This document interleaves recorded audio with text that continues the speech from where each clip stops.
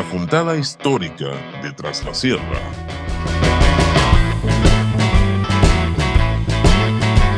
Diego Zavalla.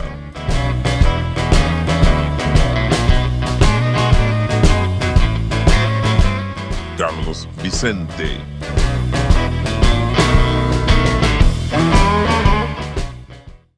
Bienvenidos una vez más, esto es la Juntada Histórica de Tras la Sierra. Soy el profe Carlos Vicente. Estoy una vez más junto al profe Diego Zavalla para charlar nuevamente sobre la historia de Villa Dolores y la historia de la región. Te saludo, Diego, ¿cómo estás? Muy bien, muy contento por la repercusión que de a poco van generando estos videos, este trabajo que venimos realizando, este proyecto que venimos eh, cristalizándolo desde el principio de año y bueno, con la mejor expectativa con respecto a esto que vamos a tratar de explicar brevemente, pero que es muy difícil de hacerlo por la gran cantidad de información, grata información que tenemos, porque de acá estaría en parte una de las bases definitivas del progreso y del desarrollo que tuvo nuestra ciudad y nuestra zona. Es así, es decir, cada vez encontramos más información para contar o para analizar o para reflexionar, para llevarles a ustedes que nos van siguiendo. Y entonces hemos tratado de sintetizar en una primera parte, va a haber una segunda, queda prometida, de 1916 a 1930 sería la etapa que hemos tomado para ver ya cómo se consolida el progreso en una villa que ya es una ciudad, ¿sí? Va a adquirir esa denominación, pero para eso primero tenemos que hacer, como siempre, una contextualización de lo que ocurría en la provincia y en el país. Sí, o sea, luego de 36 años de gobiernos conservadores en Argentina entre 1880 y 1916, con todo lo bueno y con todo lo malo que eso tuvo, porque se modernizó el país y el progreso que tendría que haber llegado a todos los órdenes de la sociedad, bueno, vimos que no fue tal. Bueno, a partir de 1916, y gracias a la ley Sáenz Peña, ¿no es cierto?, sancionada en febrero de 1912, que le permitió a amplios sectores de la base social que se había ampliado en estos gobiernos conservadores, les permitió expresarse, ¿no es cierto?, a través del voto, un voto que lo habíamos estado hablando recién, un voto que va a ser no directo, sino que va a ser un voto indirecto. ¿Por qué? Porque la ley Sáenz Peña va a permitir que por lo menos los varones mayores, primero de 21 años, después van a ser de 18 años, puedan votar. Bueno, se van a votar a electores que después son los que toman las decisiones, ¿no es cierto?, sobre quiénes son los candidatos que ganan. Esto es porque en octubre de 1916, cuando asume la presidencia Hipólito Yrigoyen, gana porque gana en el colegio electoral y es el primer gobierno, podríamos decir, popular o que surge del, de las ganas que tenía la gente de elegir a un candidato que ellos consideraban como que era propio, ¿no es cierto? Yrigoyen y el radicalismo van a gobernar, primero, bueno, en esta primera presidencia de Yrigoyen, después con Marcelo Torcuato de Alvear, luego nuevamente va a estar Hipólito Yrigoyen hasta que se va a interrumpir este primer periodo, por así decirlo, de gobiernos populares el 6 de septiembre de 1930, cuando se realiza tristemente el primer golpe de Estado que lo va a derrocar al mismo Hipólito Yrigoyen. Van a ser gobiernos que a nivel nacional van a estar muy controlados por los conservadores que habían dejado el poder. ¿Por qué? Porque en lo que sería la mecánica, el funcionamiento del poder, hay cuestiones que muchas veces partidos políticos o personajes no tienen en cuenta. ¿A qué me refiero con esto? Ganó las elecciones Yrigoyen, pero la Cámara de Senadores, la Cámara de Diputados va a seguir dominado, controlado por los conservadores, al igual que el otro poder que sería la Corte Suprema de Justicia. Lo mismo va a haber progresos a nivel nacional, con sanciones de leyes importantes o creaciones de empresas importantes, como puede ser YPF. Pero aquí en nuestra provincia se va a dar el caso de que, bueno, Córdoba siempre tiene la fama de ser rebelde por diferentes motivos. Bueno, ¿qué pasa? vamos a tener una serie de gobiernos o sea, teníamos gobiernos demócratas, ¿no es cierto?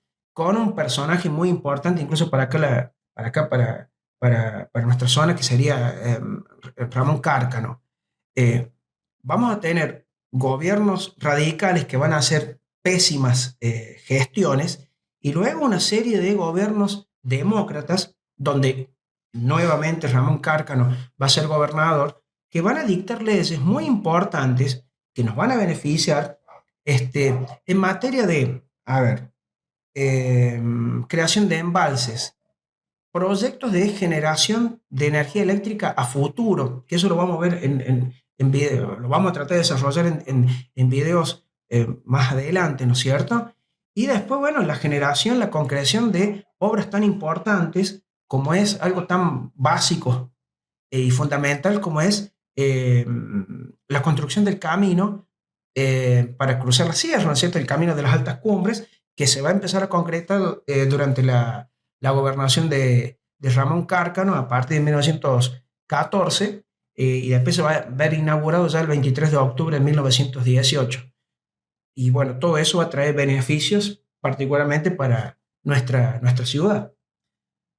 Es una etapa, ¿no es cierto?, donde ya se consolida el progreso, decimos, y si nosotros consultamos la fuente bibliográfica más importante, que es la de Barrio Imposti, tanto de su historia de Villa Dolores como historia de Tras la Sierra, él nos menciona un periodo que va ahí de 1916 a 1922, él lo fragmenta de esa manera, donde habla de un florecimiento económico de la ciudad, apoyada sobre todo en lo que es la explotación forestal, es decir, los bosques que rodeaban a la villa y que se extendían hacia el límite con la provincia de La Rioja, ¿sí?, y San Luis. De hecho, hablamos en videos anteriores de cómo se construyó un ferrocarril, cómo los capitales ingleses llevaron una línea férrea hasta lo que hoy es Los Cerrillos para explotar estos bosques. Y esa es la principal fuente de ingresos o el motor de empuje de una economía que seguía siendo, ¿no es cierto?, agrícola ganadera por sobre todo. Y lo del camino que estabas diciendo es muy importante porque vamos a decir, a ver, ya tenemos el tren desde 1905 y alguien puede pensar, bueno, el aislamiento del que veníamos hablando en videos anteriores se rompió, pero no era así del todo, porque seguía siendo hasta el momento en que se inaugura este camino de las cumbres o de las altas cumbres, como le decimos hoy en día. Ir a Córdoba implicaba un viaje de casi 3 días, porque eran viejos caminos que cruzaban las sierras que había que hacer postas. Me gustaría agregar a ese dato que recién en la década del 30, tanto a nivel nacional como provincial, se van a crear lo que sería vialidad nacional y vialidad provincial, que son los entes encargados de no solamente la diagramación de los caminos, de las rutas, sino el mantenimiento. Por lo tanto, este camino, esta primera etapa del camino de las altas cumbres que se inaugura en 1918, que después se le van a ir sumando otros tramos hasta que culmine con la pavimentación hace un poco más de 30 años, ¿no es cierto? O sea, va a ser un camino, pero va a ser difícil lo mismo todavía cruzar lo que sería el viejo camino de la sierra, ¿no es cierto? Que también daría para que lo hablemos en otros videos porque es mucha la información. Sí, es para hacer un episodio especial, ¿no es cierto?, aparte, porque es un camino que tenía mucho recorrido para que se complete. Pero lo importante de esto es que cuando llegue el tren, esos 3 días de viaje a Córdoba se habían reducido a un día y medio. Es decir, uno podía ir desde Villa Dolores hasta La Toma, de ahí hasta Villa Mercedes, después hasta Río Cuarto, hacia el sur, si vemos el mapa, ¿no es cierto?, de la Argentina, y después subir, como sabemos decir, ir hacia el norte y llegar a Córdoba. Eso se hacía en un día y medio. Ese viaje se había reducido a la mitad. Con el camino que se inaugura, en ese momento recién era intendente Román Basail, que se destaca como intendente en 7 años de intendencia en la ciudad de Villa Dolores. Cuando se inaugura, 1918, el viaje desde Villa Dolores a Córdoba se reduce a 6 horas. Es decir, es una reducción importante de los tiempos para trasladarse de estos territorios, ¿no es cierto?, hasta la capital de la provincia. Es decir, que ahí podemos decir que de algún modo se termina de vencer ese aislamiento que tenían. Algo que no comenté al principio, que está relacionado con esto, es, bueno, el tema de la población, el tema de la inmigración, que va a tener mucho que ver con el desarrollo de la zona y que, bueno, es conocido que aquí en nuestro país, a partir de 1876, en la época de la presidencia de Nicolás Avellaneda, cuando se sanciona la ley Avellaneda, que era la que promocionaba la colonización de las tierras y se convocaba como política de Estado a los inmigrantes de diferentes zonas, principalmente del sur de Europa, es que la llegada de inmigrantes y de diferentes oleadas de inmigrantes, ¿no es cierto?, van a empezar a llegar aquí a la zona y hay tres corrientes, o mejor dicho, tres colectividades muy importantes que hay que nombrarlas porque tienen que ver con esto de que se rompe el aislamiento, tenemos rutas, tenemos trenes, hay futuro, hay trabajo y empiezan a llegar los inmigrantes. Claro, porque uno de los factores que necesitamos para que se desarrolle el país, y por supuesto Córdoba y Villa Dolores, era esto, la mano de obra. Es decir, porque teníamos un país con mucho territorio, incluso aquí hablamos de que la agricultura y la ganadería, ¿no es cierto?, era la principal fuente de riqueza, pero además de la inversión que era necesaria, se necesitaba quienes trabajen en esas tierras. Y no vamos a quedar exentos, empiezan a llegar estos inmigrantes. Tenemos principalmente, ¿no es cierto?, representación de lo que es la colectividad española y la colectividad italiana. Estos inmigrantes, una prueba fehaciente de su presencia en la comunidad dolorense y que dejaron una huella, ¿no es cierto?, a futuro, incluso hasta la actualidad, porque estas asociaciones siguen funcionando, es que se juntan para ayudarse mutuamente. Se funda, por ejemplo, la Asociación Italiana en 1911, que hoy en día está ubicada ahí frente a la Plaza Mitre, la plaza principal de Villa Dolores, y el mismo año también la Sociedad Española. Generalmente estas asociaciones, que no solo aquí en Villa Dolores, sino en otros lugares, se llamaban, perdón, de socorros mutuos, que demostraban, ¿no es cierto?, que esta gente trataba de asociarse, valga la redundancia, para ayudarse, porque claro, se encontraban muy lejos de su tierra y de algún modo trataban de mantener vivas sus costumbres, su identidad cultural que traían del viejo continente, como sabemos decir. Ya que nombras eso, lo de la cultura, estamos transcurriendo justo el año el centenario de la creación del teatro español, ¿cierto?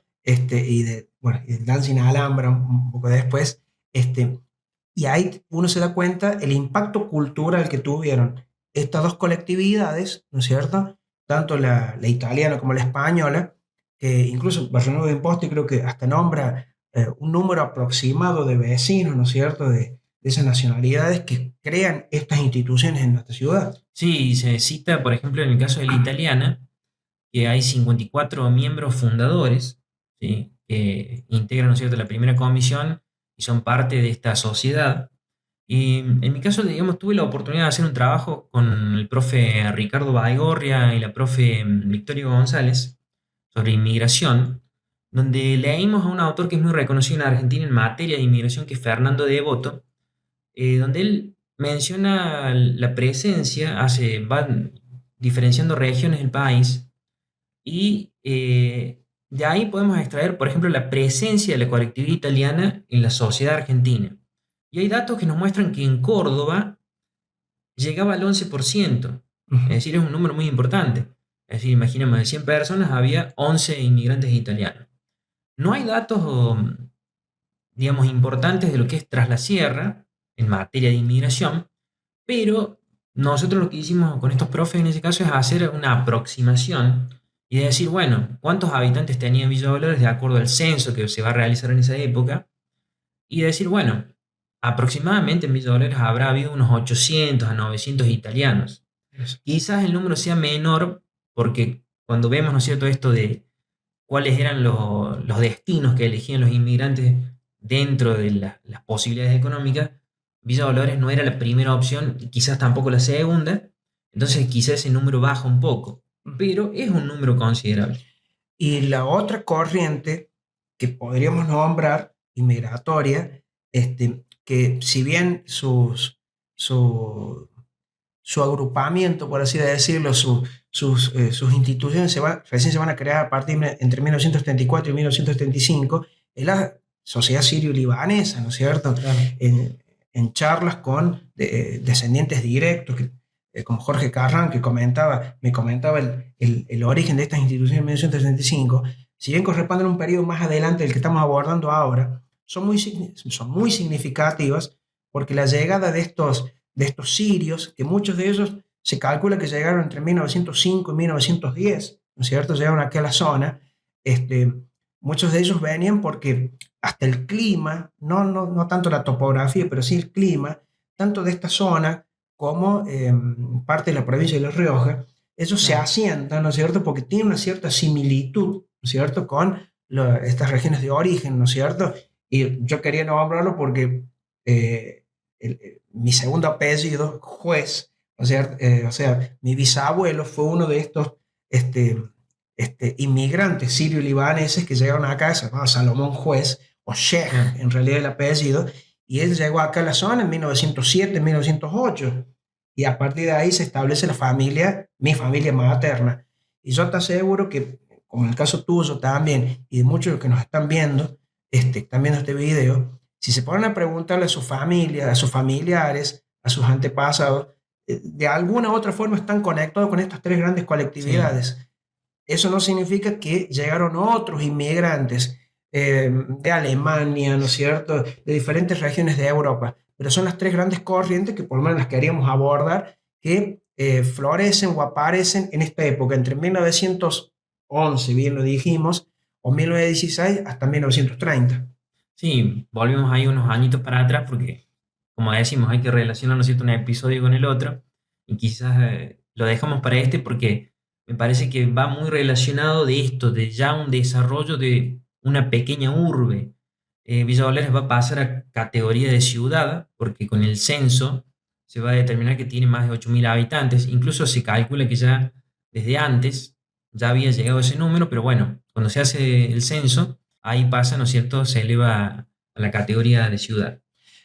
Un dato que también tomamos de Barrio Nuevo Imposti, ¿no es cierto?, que muchas veces lo estamos nombrando y los invitamos a ustedes también que traten de acceder a esa información para que vean que no es nada oculto. En este caso nosotros lo estamos comentando, pero no es nada oculto y ustedes lo pueden ver y chequear ahí. Barrio Nuevo Imposti incluso hasta nos comenta que en este periodo va a haber hasta ciertas persecuciones por parte del ente municipal a lo que ellos veían como que estaba mal para lo que sería una futura ciudad. ¿Cómo sería? Bueno, los más desposeídos, desgraciadamente, pero incluso nombra hasta los lustrabotas, que empiezan a perseguir por la cantidad de lustrabotas que había. Sí. Pero más allá de que esté bien o mal esto que hacía en su momento la municipalidad, esto da a entender de que, o sea, han aparecido los problemas que tienen todas las ciudades, como son la gente menos favorecida, por así decirlo, con trabajo, con lo que sea, el indigente, y el lustrabotas. Y el lustrabotas, que es un trabajo muy digno, ¿no es cierto?, que está presente en las grandes ciudades. Eso demuestra de que Villa Dolores estaba progresando, para bien y para mal, como siempre decimos. Sí, tenemos como las dos caras de la moneda. Si uno lee a Barrio Imposti, vemos esto, ese florecimiento económico que él decía hasta el 1921, pero después hasta el 30 él hace la aclaración de que hay como una ralentización de la economía, sobre todo por algo que es clave, que lo decía al principio. Se acaban los bosques, es decir, se acaba ese recurso natural, y él dice, no hubo una planificación a largo plazo.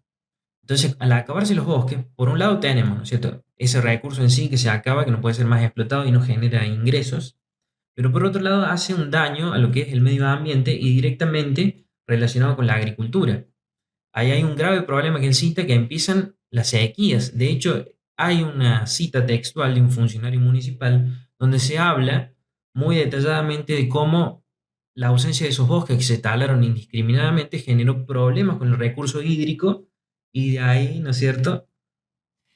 Ahí me das pie para poner punto suspensivo a todo esto, porque lo que vos estás mencionando, obviamente que el tema el recurso hídrico está relacionado con una política de Estado y con una decisión que van a tener que tomar los vecinos y lo que sería el Consejo Deliberante, que sería la creación de el dique nivelador, pero eso lo vamos a tener que desarrollar en otro Sí, momento. lo vamos a desarrollar más adelante. Lo que sí podemos decir que en esta época ya se venía proyectando la necesidad de un dique para fortalecer lo que es la zona de riego. No tanto, digamos, a ver, entendemos que esta deforestación genera un problema, pero también había un crecimiento de productores. Entonces se necesitan más tierras cultivables y ya no se podía sacar el agua directamente hacia el río. No era, digamos, tecnológicamente práctico para hacerlo, para explotar una mayor superficie. Y otra cosa más, quiero agregar a esto que estás diciendo vos. El tema del recurso hídrico también entra en relación con la política de Estado que nombramos al principio de Cárcano, que es no solamente la creación de embalses, sino la generación de energía eléctrica, porque ese es el motor de la industrialización de la provincia, y eso va a dar pie a la creación, ya en la década del 30, los inicios de la obra, del dique La Viña, la generación de energía eléctrica y la lucha en contra de los monopolios que generan la corriente eléctrica en toda la provincia de Córdoba y particularmente en nuestra ciudad. Son obras fundamentales ya para avanzar porque si hay un invento, ¿no es cierto?, de fines del siglo XIX que estaba faltando, es, ¿no es cierto?, la energía eléctrica. Y es clave para que la ciudad, digamos, se consolide. En esta primera parte, ¿no es cierto?, que hemos hecho, vamos a llegar hasta este punto y vamos a dejar para futuros videos, para el próximo sobre todo, que va a ser la segunda parte de esta etapa, ¿qué conclusión podemos hacer, ¿no es cierto?, de estos años de florecimiento económico de Villa Dolores? La conclusión que se me viene así rápido es que cuando hay políticas de Estado, como dije recién, concretas y serias por parte de la nación, de la provincia o del ente municipal, va a recibir el acompañamiento del vecino para donar tierras, como hablamos hace mucho cuando hablamos de la fundación nomás de Villa Dolores, como para la donación de tierras para la erradicación de un hospital, de un dique o de cualquier tipo de actividad que va a traer un beneficio para la comunidad. Yo creo que el progreso viene de la mano de esas políticas de Estado a mediano y a largo plazo que después durante el siglo XX y principio del siglo XXI, por diferentes motivos, se han perdido. Será por la inmediatez, por esto de por ahí concentrarnos demasiado en el presente y no proyectarnos en el futuro. Capaz que esa puede ser la conclusión. Vuelvo a repetir, las políticas de Estado a mediano y a largo plazo dan sus resultados. Caminos, trenes, lo que vamos a desarrollar más adelante. Y en ese sentido hay que darle la importancia al vecino y al político que acompaña esos deseos del vecino de progresar. Yo quiero agregar como conclusión a lo que estás diciendo, que también, ¿no es cierto?, la voluntad de los vecinos, porque en esta época vemos también, por ejemplo, es muy común que se generen comisiones para apoyar o para buscar o para presentar proyectos por estas obras que eran muy necesarias. Independientemente de qué clase social eran estos vecinos, se veía esto de unirse. Un ejemplo es la Comisión de Fomento Regional que existió en estos tiempos, donde se preocupaban por luchar por estas obras, por ir a hablar, a golpear la puerta de los políticos de Córdoba Capital para traer obras a la región. Que eso es algo que también se grafica en las historias regionales de otras ciudades o localidades acá de la zona, como puede ser, sin ir más lejos, Mina Clavero y Cura Brochero, ¿no es cierto? Los vecinos destacados, ¿no es cierto?, que le dan forma al progreso, cada uno a su manera, de diferentes regiones.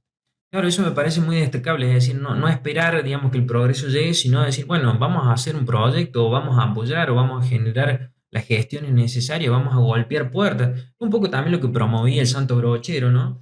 de decir, bueno, si no viene el tren, lo vamos a ir a traer. Pero creo que para que eso se concrete, tiene que haber un sentido de pertenencia, no solamente formación ciudadana, sino un sentido de pertenencia o de apego a la región, a la cultura, ¿no es cierto? De una localidad. Capaz que eso ya existía, ¿no es Claro, y cierto? quizá eso hemos ido perdiendo también. Quizá hoy somos muy ciudadanos del mundo y no somos tan ciudadanos de nuestra ciudad, ¿no es cierto? Y lo digo no por Villa Dolores, sino cada uno de su pueblo. Quizás. Así que bueno, esta ha sido, digamos, la primera parte de estos años de 1916 a 1930. Los invitamos a que se suscriban al canal, que le den me gusta a este video, que es la forma que tienen de apoyarnos para que sigamos adelante y sigamos creciendo. Que nos hagan sugerencias también. Sugerencias y comentarios. Y bueno, los esperamos, ¿no es cierto?, muy pronto con la segunda parte de este video.